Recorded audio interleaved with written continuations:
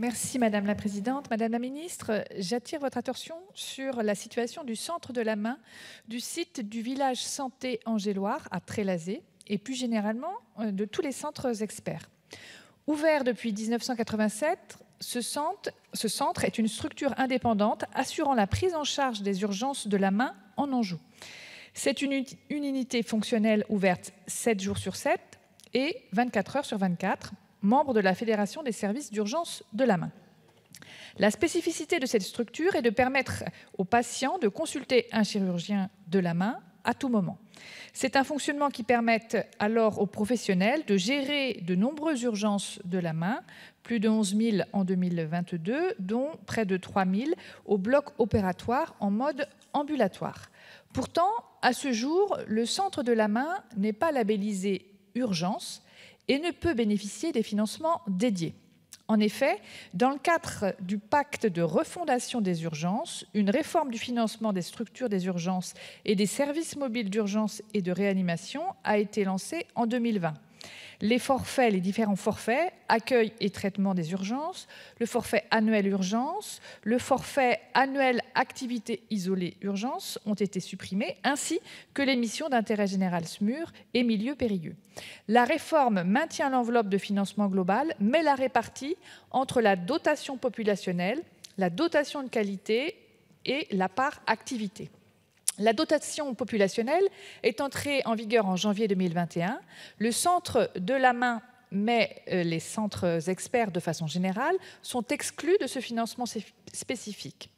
Cette dotation prévoit une évolution différenciée par région et progressive sur 5 ans afin de réduire les inégalités dans l'allocation de ressources régionales.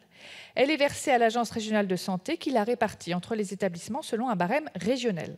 Cependant, la Direction générale de l'offre de soins a décidé d'exclure les centres experts de santé tels que le centre de la main d'un financement via les crédits dotation populationnelle, considérant que ces centres experts exercent dans le cadre d'un plateau technique spécialisé.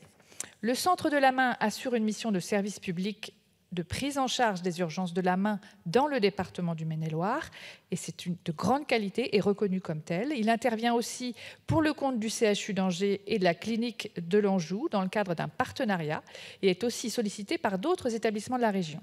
J'ai interrogé la DGOS pour comprendre les raisons de cette exclusion et j'ai questionné également le cadre du financement proposé pour les centres experts, mais je n'ai pas reçu de réponse à ce jour. Je réitère donc ma question, Madame la Ministre, sur le cadre du financement prévu pour les centres de la main de façon générale et le centre de la main de Trélazé en particulier. Je vous remercie. Je vous remercie. La parole est à Madame la Ministre déléguée auprès du Ministre des Solidarités et de l'Autonomie des personnes handicapées, chargée des personnes handicapées. Madame la Ministre. Merci Madame la Présidente, Madame la députée. Je vous prie d'excuser François Braun qui ne peut être présent ce matin et qui m'a chargé de vous répondre. La prise en charge des patients en urgence en chirurgie de la main, telle que la pratique le centre de la main du site du village santé Angéloire à Trélazé, est, comme vous le soulignez, très structurant pour l'offre de soins du territoire. Toutefois, cette prise en charge ne constitue pas une structure des urgences autorisée au sens du Code de la santé publique et ne peut donc pas, à ce titre, bénéficier des financements afférents prévus par le Code de la sécurité sociale, à savoir le forfait accueil et traitement des urgences, ATU, et le forfait annuel des urgences, le FAU. En effet, en application des articles L. 6122-1 et R. 6122-25 du Code de la santé publique, l'éligibilité à ces forfaits est conditionnée à la détention d'une autorisation de médecine d'urgence mise en œuvre dans le respect des conditions d'implantation et des conditions techniques de fonctionnement en vigueur. Cette autorisation ne peut être délivrée que s'il existe 5 critères cumulatifs. La présence d'urgentistes.